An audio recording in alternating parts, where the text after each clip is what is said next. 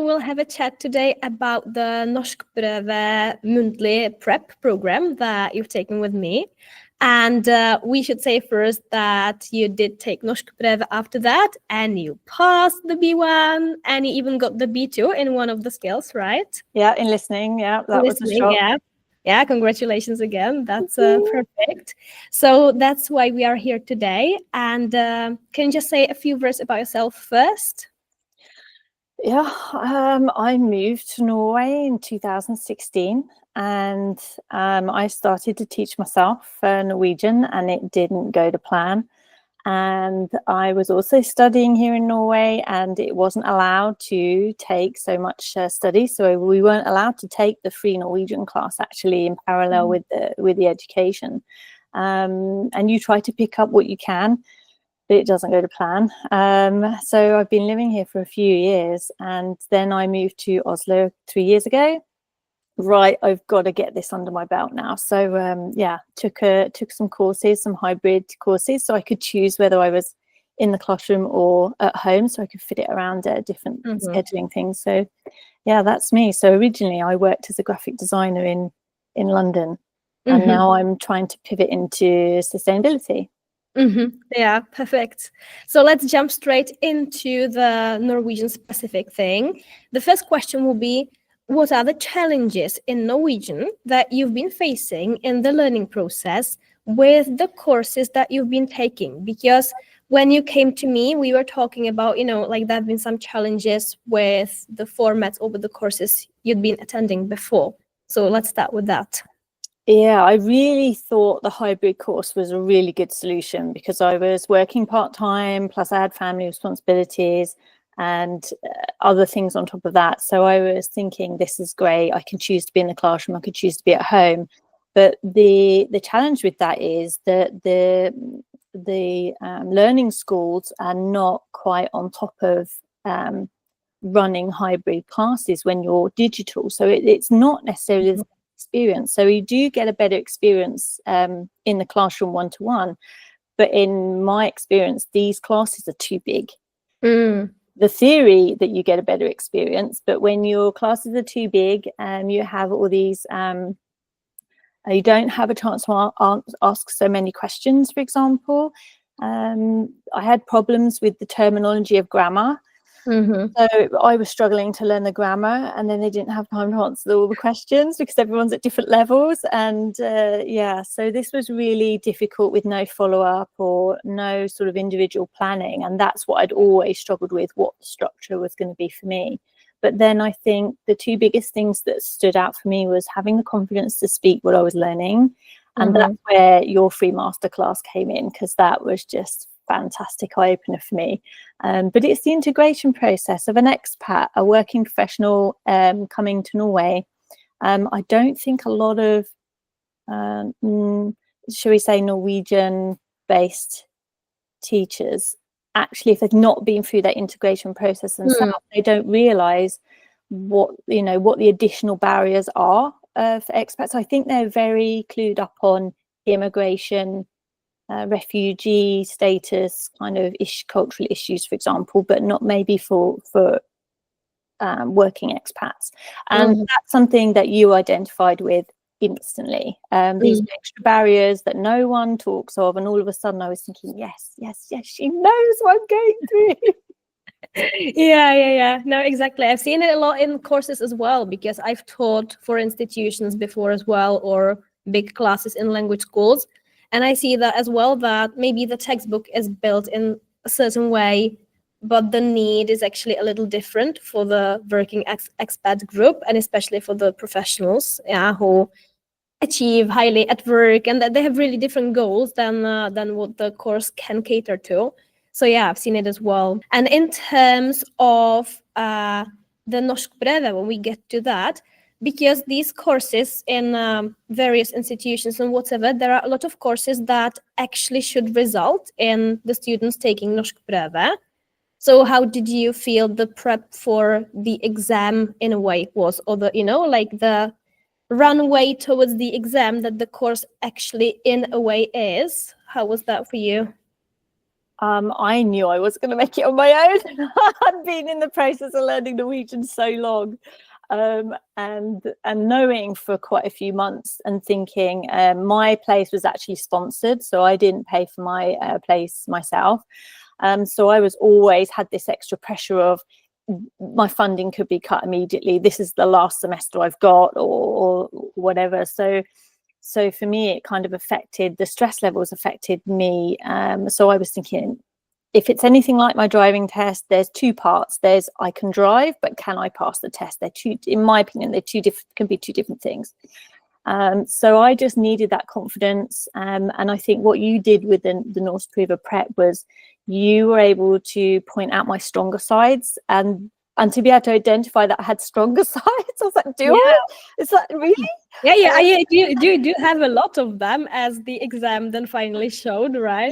Yeah, but you don't see them when you're in the process yourself. So for me, you assess my strongest points that I found hard to recognize myself, but you also tailored the structure to the preparation for the exam over the course of the weeks leading up to it. But you gave me an efficient structure or efficient routines on the things I needed to concentrate on specifically. So that's something that's missing from a lot of the other courses that I'd taken before. There wasn't any real tailored structured prep or for your strengths or your weaknesses. So the confidence grew in just those 4 weeks before the exam, which I really wasn't expecting. Oh yeah, that's perfect. That's so nice to hear, actually, that because that's the point of the program, one of the big points, to show you that, actually this is where you are and you have a very good shot, you can do it. So that's perfect that you say that it did work that way for you. My heart is singing. I love that. Yeah. I'll say one thing while I remember to say it, actually, because when I was in the middle, I was 3/4 of the way through the exam and I took all 4 parts because my original meaning on taking the exam was just for the experience, because I was so scared of taking the exam. I haven't taken exams like this for years. And 3/4 of the way through the exam, I actually had this realization where everything that I had done with you before started to click into place, and I was understanding where I was in my own process. And all of a sudden, I didn't care what the result of the grade was anymore. I just thought I just had this really nice realization of where I've come to, how far I've come. And whatever the result is, I'm just now I have a better idea of what my journey is and where I'm going to and how I'm going to get there. So that was a really nice feeling. So I came out of there and everyone was saying, oh, you must have been relieved. I was like, no, actually, I'm just so happy that I know where I am on my journey and I know how to get there now. And so that was just something I just thought of that as we were talking. So I thought I'd throw that in. That was nice. Yeah, great. This is great because this is about the unbossing yourself. This is a term I borrowed from Amy Porterfield, who's a business coach, but she says, like, if you want to do something on your own, you have to unboss yourself, meaning like figure out where you are going, and like having this self-direction in yourself. And if you just follow a course and you're like, yeah, let's see where it takes me, then there is not much self-direction in that. But yeah, exactly, discovering it and knowing, like, this is where I am. These are my goals. I know I'm on the right track, so it doesn't really matter if it takes 2 months longer or whatever. I'm gonna get there. Exactly. That's priceless. And there's something you taught me very early on when we started. When I started taking your free masterclasses. Oh, that was 18 months ago now, maybe. Yeah. And I remember sitting on the bus and going home, dark, snowy night, and you were in my ears on a packed bus, and all of a sudden you said something like, and you can't learn when you're stressed. And I was thinking, oh, now I understand why I'm struggling. I'm a grown woman. I should be able to do this. I'm used to achieving and in all aspects of my life to some degree. You think you are, at least. And then all of a sudden, now I understand why I'm banging my head against the wall, not getting this, because I'm just so stressed out. So you gave me permission to actually be kinder to myself in my Norwegian learning journey. Yeah, so important. It was a turning point on that bus. Yeah, I remember that. Lovely. Yeah. So if we have a look at, so you had the experience with the courses before, then you did the Norskprøve prep. We should maybe say the Norskprøve prep is a 4-week course. It's possible to double space it and stretch it into 8 weeks, but it's as a baseline, it's a 4-week course. So you did that as a 4-week one. And if you were to point out now explicitly, you've talked about it already, but point out like the biggest differences between how you were being prepped for the exam in the courses you did before versus how you were prepping inside the 4-week program with me. So what stands out for you? You've mentioned something, but let's just explicitate it. I think the courses before, the main content is structured around using a textbook, and I have no problems with textbook and they have their place, but the content is very based on sort of social aspect of speaking. And I think, and we're talking about A2 level. So A1 I taught myself, and then A2 is where I need to get more of the structure and the grammar and everything complete. So going through that book had its merits, but it wasn't tailored for working professionals, and the demographic in the classes was so varied. And you're talking demographic in terms of age, but in terms of educational background or even culture.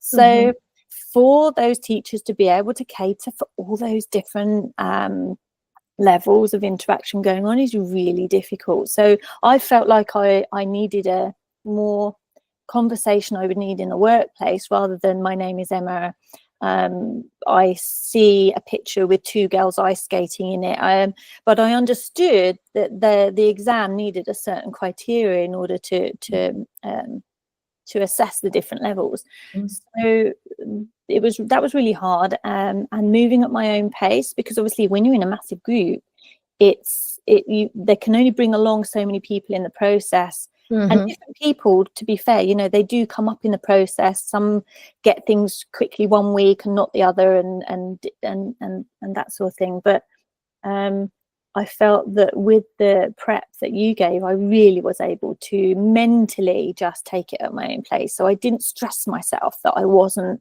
keeping up with the classes, if you like. So that was really nice.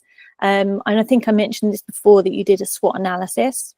So you looked at my strengths and weaknesses and the opportunities and the potential threats, and you put them in context for the exam as well as my learning process. But you were really honest of what I could achieve. So of course everybody talks to you, I'm sure, and says, I hope she says I've got a chance of passing this exam.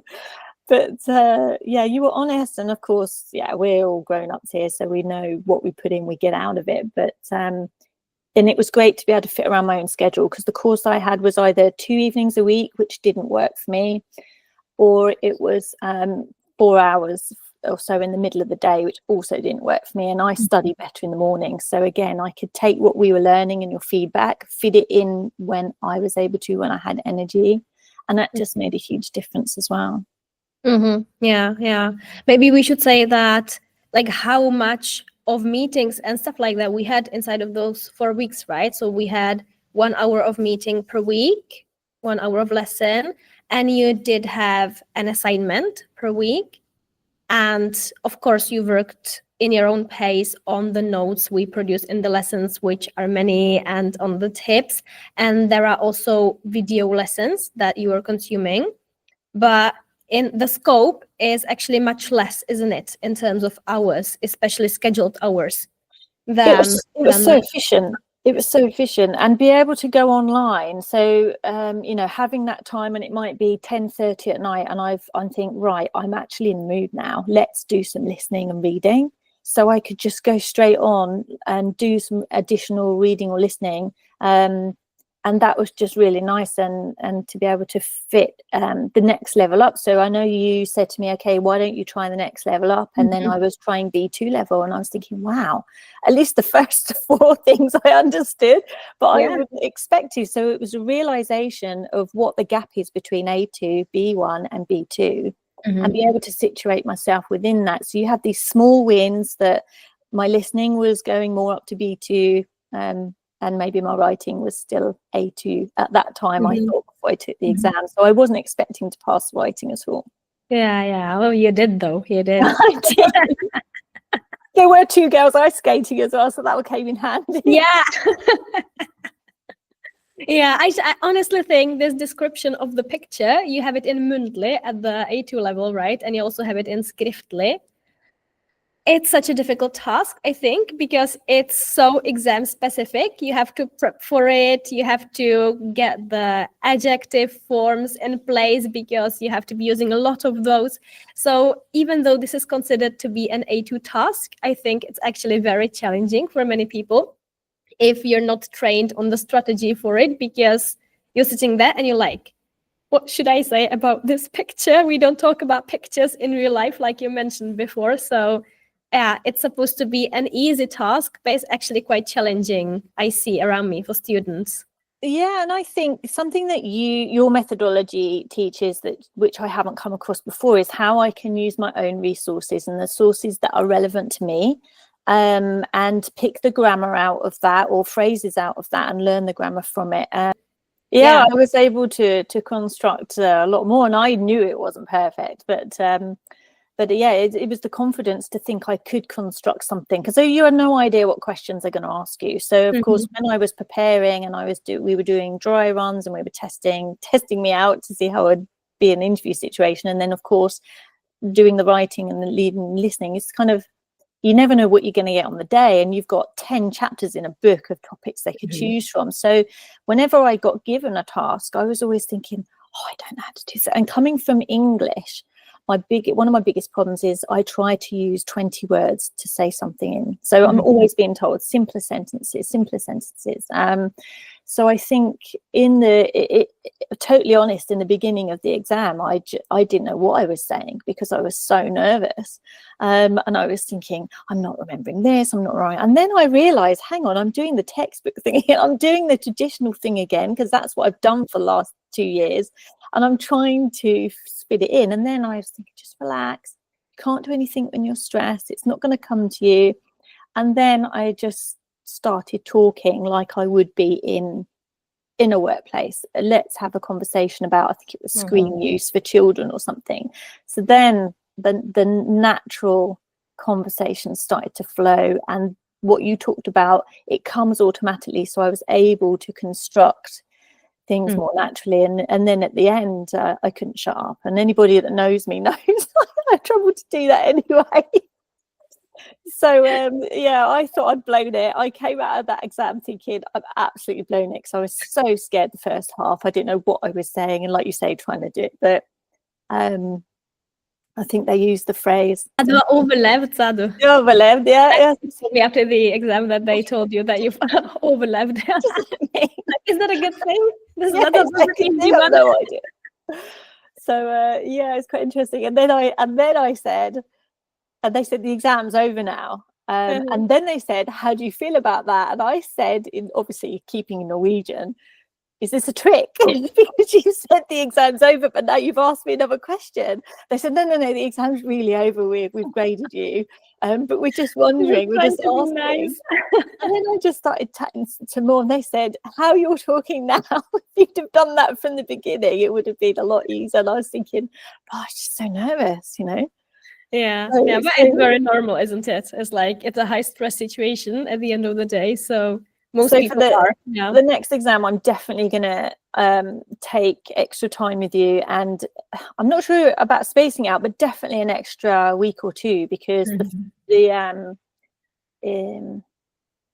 it took me those 4 weeks to try, and as I say, when I got into the exam, I was still using the old methods. It took me a while to click into the methods I was using with you. So next time I need to be 6 weeks in advance using your methods, at least 6 weeks, so that I go straight into the exam with the right methodology in my head and calm. With the right mindset as well, right? Because a lot of these that you're mentioning, it's very good that you're talking about it, because these are mindset tricks actually.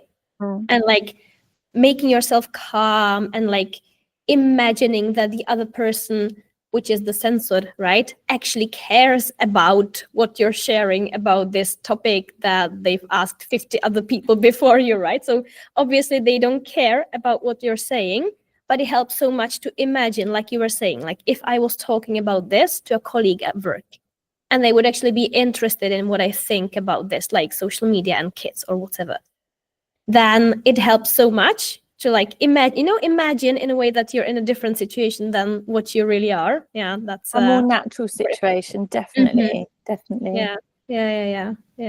And I Yeah, didn't feel alone, because obviously I transitioned from working in large groups online or in the classroom to just working with you, and I'm not used to that. So of course I was thinking, oh, I'm on my own again, and that was kind of scary to adapt to. But then what we talked about earlier in this conversation, I ended up finding that self-confidence to be able to build on that. So that was part of what happened in the exam as well, I think.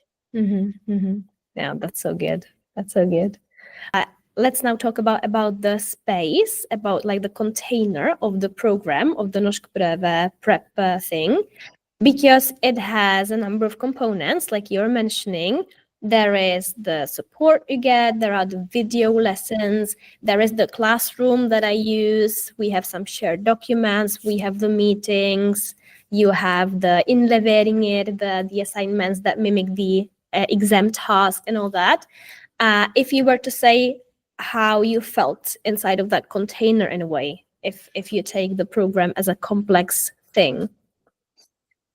Yeah, it kind of echoes and follows on from what I just mentioned. I felt, oh my God, I'm alone. And of course, after COVID, so many people are having to adapt to other programs, other platforms, apps, multiple devices. So of course, I was thinking, oh, here comes another steep learning curve on another platform I'm not used to. Yeah, I use Google Classroom, right? We should mention. Yeah, Google Classrooms. I hadn't used that before, but the majority of it obviously is similar in format, but it was just finding out where things were. But I was thinking, I'm just not going to stress, because you just said, if there's anything you ask, just ping me a message. And I thought, I'm not going to sit here for an hour trying to figure this out. I'm just going to ping you a message, and you ping me, really quickly back. And I was able to just relax and concentrate on what I was doing. And the other thing that was really interesting is when we delivered the technical side of the recordings, I could choose video or audio. So I wasn't confident enough to video myself. So I opted for the audio, and I didn't listen to myself back because I couldn't in the beginning. But in the last week, I actually tried listening to myself back, and I was thinking, okay, then this is good. I've got the confidence to just listen back and see where my pronunciation I know isn't right, because sometimes you can't tell. And Norwegians don't like to tell you that you've got it wrong. Yeah, they don't tell you. Yeah. I can practice with people. They even tell you, but they never tell you what it is, because if you're not trained in phonology, you can't tell what it is. You just hear that it's off. Yeah. Or they say ooh, and they say, can you hear that? And I go, no. I'm going to take more time to come into the uttale and the pronunciations and different things. But yeah, so I think overall it was nice that I could deliver when it suited me and in the format it suited me.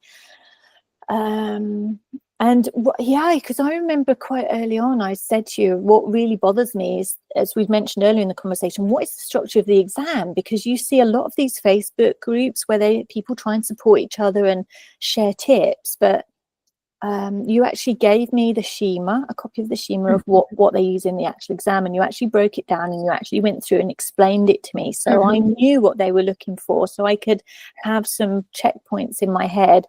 Have I covered that? Have I covered that? Have I covered that? While I was in the middle of the exam. So, I mean, that can be quite hard to do, but of course you do it naturally. I got verb plus number 2 or whatever. So, so that was really useful to break that schema down for me. So I understood their mindset of what they were expecting from me. Yeah, so important. So it is very important, isn't it, to know what you're being tested for?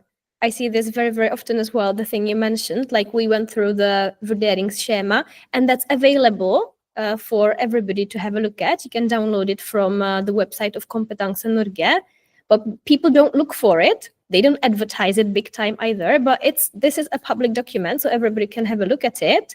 And you can also ask after the exam to get an insight into that. They are not super keen on sharing it either, but if you send a number of emails, they will share it with you because you have the right to have a look at it. Yeah. And this is so important. Like you say in the Facebook groups, people sometimes say, like, give me the list of the synonyms.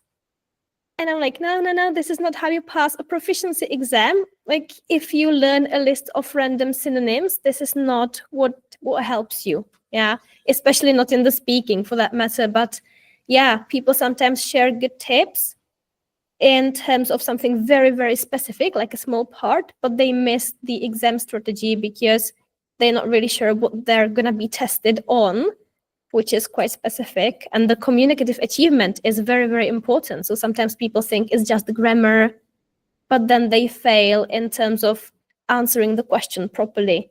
And they weren't expecting that as a category at all. So yeah, very, very important. Yeah, I mean, our exam prep consisted really of answer the question first. We were repeatedly told. So make sure you answer the question first so that the examiner knows you've understood it. And then you can explain your version of what you've understood and then elaborate on it for a sort of higher level of what your meaning is behind it.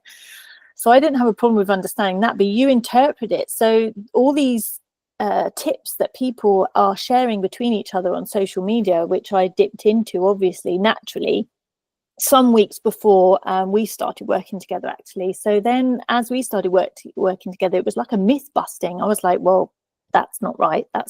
Or it's not that it wasn't 100% right, but the interpretation of it was wrong.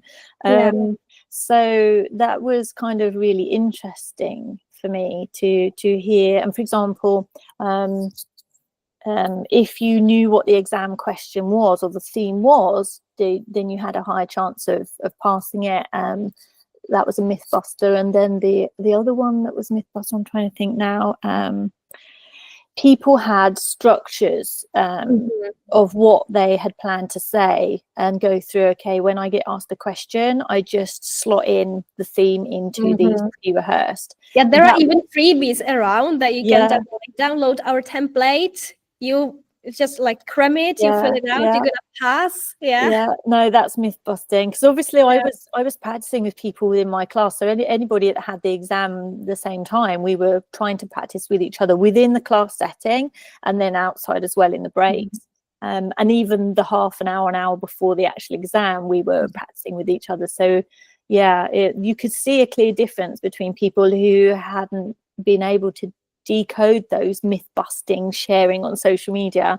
So I was really happy to sort of think to myself, I was actually quite well prepared. It didn't help the nerves, but at least I was like, no, I'm glad I haven't listened to all these myths on social media. I'm glad I really understand it thoroughly. So no, it's true. You have to understand why and what the testing categories are, because if you just learn a template and you try to fill it, and you're like, I have these phrases, I have to say them, that's what's going to fail you in the communicative ability, because you're going to answer a slightly different question inevitably because you're focusing on the template rather than on the question. So it can go right.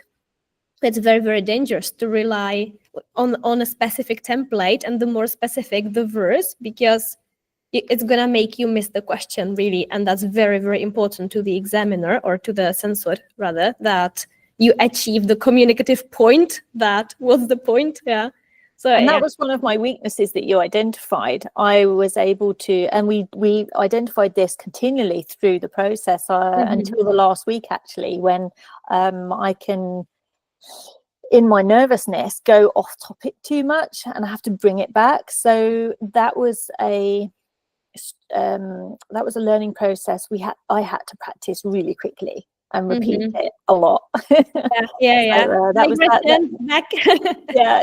Don't go too off topic, keep it to point, so that was useful in the last week. So it felt there was a bit of cramming in the last week with some of those things, but obviously we got there. So you got there. Right, last question, Emma. Would you recommend it to a friend? That's what I always ask my students. Would you recommend this to a friend? I actually recommend it to everybody I meet. In fact, sometimes when I'm networking, trying to look for work, I'm actually end up talking about you.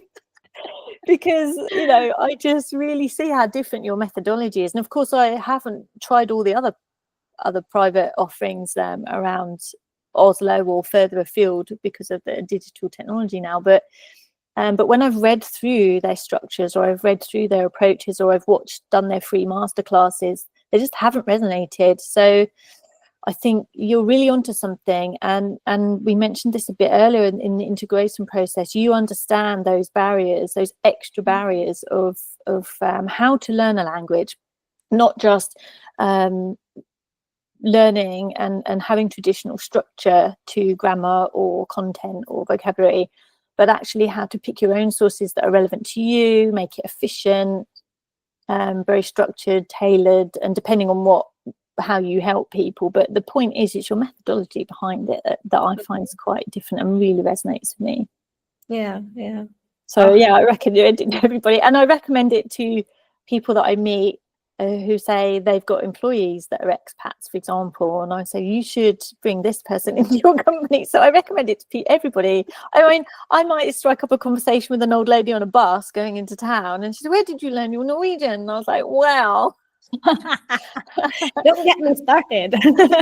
Pass it on. I found the magic magic solution. So you're always looking for that quick magic solution to learning a language, but I think you've given me that structure and that you've kind of given me that magic in myself to come out of myself, and that I think's been the big difference. So I remember the first day I took your masterclass, and it was on the bus going back forward from work. The very next day I actually walked into Rema 1000 and tried valiantly to ask for a job in Norwegian, if they had any jobs, and could I send my CV. And I remember, and the manager's seen me around in my local store before, so he had this big smile on his face. So I knew that I was getting it wrong, but he could see I was trying. And he was like, yeah, and we had a conversation. It was, say, 85% Norwegian, which I was shocked. And I came out of there thinking, even if I don't get the chance of an interview for a job at Rema 1000, I have gone in and asked in Norwegian. Right. I've never done that before. So yeah.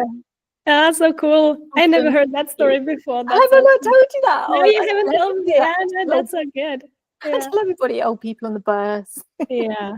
Oh, yeah. I'm so happy for you. And I think this is very, very right that you're underlining it, that the magic solution, it is within. Mm-hmm. It lies in taking it into your own hands, but first believing that you can do it, because that's one of the biggest blockers, right? Like if you think you need somebody to get you there or to feed you those magic pills, it's not like that. Like, it's within you, like you said so beautifully, that once you unlock it in yourself and believe that, yes, actually I'm in charge, I can do this, I can choose to work with a mentor or with a teacher, but it's my process. I'm in charge, I'm the boss. Then that's the magic pill, I think. And accepting where I am in the process is huge, because one of the things that has affected me a lot, and many people have resonated this when I've talked to them about it, is when you try to speak to a Norwegian, you no doubt get this question of, how long have you lived in the country and why don't you speak Norwegian yet? And your confidence just gets crushed. And they mean well, but they're just trying to make small talk. Yeah. Oh, bless. Yeah. So it destroys you on the inside. And now I have like I love Harry Potter, so I've got an invisible cape now. So I put my invisible cape on when I hear this, and it doesn't affect me like it did before, because I'm owning my own process. So I have better comebacks to those sort of comments. Yes, I have lived in Norway a long time, but I'm working on it and it's coming along. Thanks for asking, kind of thing. So that was a big part of the acceptance of where I am, and it's good enough. Wherever I am is good enough. Yeah, exactly. Because once you waste your energy and your emotional energy on feeling or being frustrated that you're not good enough, then you can't really progress. You can't really think clearly or plan clearly or take the steps you're taking seriously. Because if you're like, oh, this is not gonna be good enough, it's not good enough either way, right?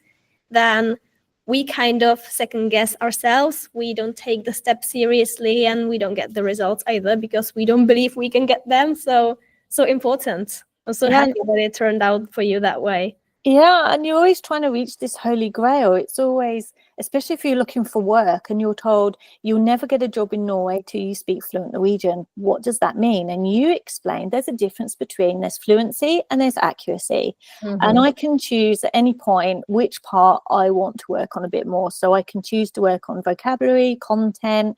I can work on parenting a bit more. I can, choose. Okay, I'm really tired this week, so I'm gonna give myself some slack for my pronunciation not being very good this week and not beat myself up over it. So that was kind of really nice. Yeah. Emma, thank you so much for talking to me about this. And you know what? Good luck with your B2. Yeah. No, thank you for giving me the opportunity to share, because speaking to people one-on-one is one thing, but having something for people to access, us talking about the process is what I was missing. I wish I'd have come across something like this and found you sooner, honestly. So thank you for setting up what you're setting up in your methodology. It's really needed.